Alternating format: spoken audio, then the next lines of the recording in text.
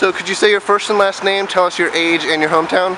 Hello, I'm Nadejah Whitted. I'm 28 years old and I'm originally from Atlantic City, New Jersey.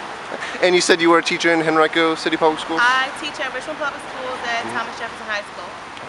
And what was your opinion on Congress prior to this year's midterm elections? On Congress as far as what they do, like as a whole? There's always room for improvement. Someone inside said that they were happy to see young people coming out to vote, to represent, especially myself. I teach history and social studies, and I'm doing a unit with my social studies class on voting, so I had just some things with them on what a voter registration form looks like. So I have 2 seniors in the class. As far as we also have a project coming up where they will be doing some things on politics, and also we go over what parties represent. So we watch the Democratic election, Democratic debates, the Republican debates, and the presidential debates as far as helping with their project and help their understandings further. I also teach students with disabilities, so this is definitely very imperative for them because a lot of these issues do affect them, and they do have the ability and the capacity to vote. So it's very important to me.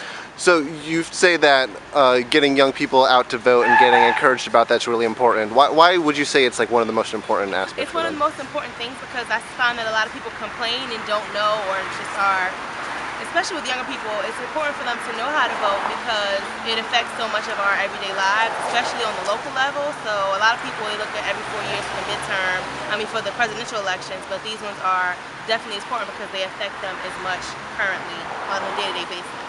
So as a voter this year, do you feel your rights to vote was respected during this process? Yes. You didn't encounter any issues at all today?